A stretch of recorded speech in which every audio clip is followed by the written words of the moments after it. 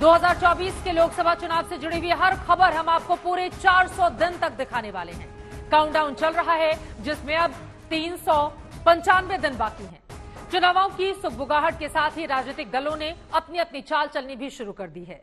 BJP Hindutva के एजेंडे पर आगे बढ़ रही है, तो बीजेपी को परास्त करने के लिए विपक्षी दल कमंडल बनाम मंडल की राजनीति पर उतर आए हैं। समाजवादी पार्टी के नेता स्वामी प्रसाद मौर्य ने रामचरितमानस पर जो बयान दिया है, वो बयान बताता है कि समाजवादी विचारधारा के साथ ही वो अंबेडकरवादी विचारधारा को भी आगे बढ़ाने की कोशिश कर रहे हैं, ताकि हिंदुत्व वाली राजनीति का मुकाबला किया जा सके।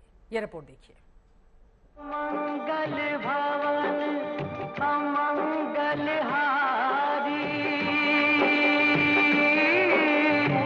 द्रवहु सुदशरथ अजर बिहारी। राम सिया राम जय जय राम। राम सिया राम जय जय राम। सनातन संस्कृति की सांसों में रची बसी है रघुनंदन श्री राम के चरित्र की ये कथा। कण कण में विराजमान है राम, लेकिन वही राम भारतीय राजनीति के आधार भी है। बरसों बरस से राम के नाम पर चलती आई राजनीति अब नए पड़ाव की ओर बढ़ चली है। राम के बाद अब मानस पर त्योरियां चढ़ी हैं। सुनिए बुद्धिज्म को मानने वाले समाजवादी पार्टी के नेता स्वामी प्रसाद मौर्य को। ये तुलसी बाबा की ही रामायण की चौपाई है, जिसमें उसका एक अंश है, जे बड़ाधम तेल कुम्हारा सुपच किरात कोल कलवारा। यानी सीधे सीधे जाति लेकर के अधम जाति होने का सर्टिफिकेट दे रहे हैं तुलसी बाबा इस चौपाई के माध्यम से। वहीं पर एक जगह ये भी लिखते हैं कि ढोल गमार सूद पशु नारी सकल ताड़ना के अंदर। ये सिर्फ एक बयान नहीं है, ये शंखनाद है 2024 के चुनाव में एक नए मुद्दे का। लोकसभा चुनाव में कमंडल बनाम मंडल की ये पृष्ठभूमि है। इस अंश को सरकार को संज्ञान लेते हुए जो आपत्तिजनक अंश है उसे बाहर करना चाहिए, या इस पूरी पुस्तक को बैन कर देना चाहिए, जिससे कि बड़े पैमाने पर दलितों, आदिवासियों, पिछड़ों की भावनाएं आहत हो रही हैं। मतलब रामचरितमानस को बैन कर देना चाहिए, स्वाभाविक रूप से बैन कर देना चाहिए। कहते हैं राजनीति में वर्तमान में जो घट रहा होता है वो भविष्य की तस्वीर बनाने की कोशिश होती है। पहले बिहार के शिक्षा मंत्री चंद्रशेखर ने मानस के खिलाफ टिप्पणी की और स्वामी प्रसाद मौर्य ने अब अभद्र टिप्पणी की है। मगर इन बयानों के पीछे की कहानी क्या है, उसे इस तरह से समझिए कि देश में करीब 20% दलित हैं। अकेले उत्तर प्रदेश में 22% दलित हैं। समाजवादी पार्टी और आरजेडी दोनों ही पार्टियां इन दिनों समाजवाद के साथ साथ अंबेडकरवाद के जरिए दलित ओबीसी समुदाय को साधने की कवायद में लगे हैं। स्वामी प्रसाद मौर्य के जरिए समाजवादी पार्टी ने इस मुद्दे पर दलित और पिछड़ों के विश्वास को जीतकर बीजेपी के हिंदुत्व की पॉलिटिक्स को कमजोर करने की कवायद की है। इसीलिए बीजेपी बिफरी पड़ी है। इस तरह के भाषा का प्रयोग करके वो चर्चा में आना चाहते हैं, वो इसलिए उनके इस बयान का कोई मतलब नहीं है। वो केवल जो है जब जनता ने उनको नकार दिया तो ये उनकी हम कुंठित मानसिकता का ये घोतक है बयान। इस बयान का कोई मतलब नहीं।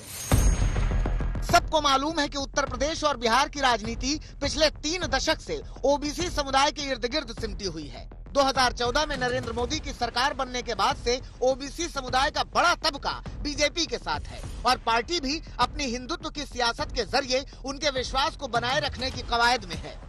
इस तरीके की बात किसी भी राजनेता के कहने के लिए मुझे नहीं लगता कि ये उचित है, और इस तरीके की मानसिकता रखना रामचरितमानस के बारे में ये बहुत ही निकृष्ट मानसिकता है।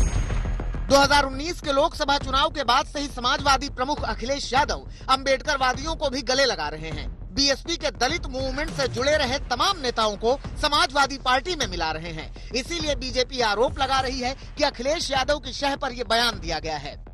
देखिए, मौर्य जी की भाषा वो जब जहाँ रहते हैं वैसी होती है। संतोष जी, आपको स्मरण होगा वो बसपा में थे, तो उनकी एक टिप्पणी को लेकर उन पर मुकदमा भी चला। वो भाजपा में भी थे, तो 5 साल नियंत्रित थे, आप समाजवादी पार्टी में गए तो इस तरह की भाषा बोल रहे हैं। निश्चित तौर पर यह सवाल अखिलेश यादव जी से है कि वो मौर्य जी ने जो कहा उसे कितना समझ। रामचरितमानस के खिलाफ बोलने पर स्वामी प्रसाद मौर्य के खिलाफ धरना प्रदर्शन हो रहे हैं। अयोध्या से लेकर लखनऊ तक के थानों में तहरीर दी गई है, केस भी दर्ज कराए गए हैं। श्री स्वामी प्रसाद मौर्य, ऐसे ही बिहार में कुछ लोग जो जिनमें शिक्षा मंत्री भी शामिल है, राम जी को और रामचरितमानस को एक विवाद का मुद्दा बना रहे, ये दुर्भाग्यपूर्ण है।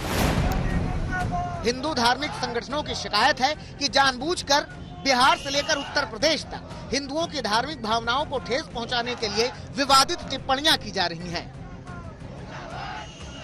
ये चाहते हैं कि किसी तरह से हिंदुओं को गाली दो, हिंदू मानबिंदुओं, हिंदू आस्था के केंद्रों पर हमले करो, उसी से उनकी राजनीतिक जो रोटी सेक पाएंगे। लेकिन ये अब इनकी राजनीति रसातल में जा चुकी। अब ये रसातल में गई हुई राजनीति को दोबारा से तलाशने पर की कोशिश कर रहे हैं। स्वामी प्रसाद मौर्य जी, उन पे प्रतिबंध लगाना चाहिए, उनको राजनीति पे प्रतिबंध लगाए जाने की आवश्यकता है, क्योंकि जब इतनी वो समझने में नाकाम है कि जिस देश की बहुसंख्यक का वो सम्मान नहीं कर सकते, तो उनको राजनीति में रहने का कोई अधिकार नहीं। अंबेडकर वादियों के जरिए अखिलेश यादव उत्तर प्रदेश की सियासत में दलित और ओबीसी को अपने पक्ष में एकजुट कर बीजेपी से मुकाबला करना चाहते हैं, और ये इसलिए है क्योंकि 2014 के मुकाबले 2019 में बीजेपी को ओबीसी, दलित, आदिवासी वोटों में तेजी से बढ़त हासिल हुई है। 2014 में बीजेपी को 34% ओबीसी वोट मिले थे, जो 2019 में 44% हो गए थे। 2014 में बीजेपी को 24% दलित वोट मिले थे, जो 2019 में 34% हो गए थे। उसी तरह 2014 में बीजेपी को 38% आदिवासी वोट मिले थे, जो 2019 में 44% तक पहुंच गया था।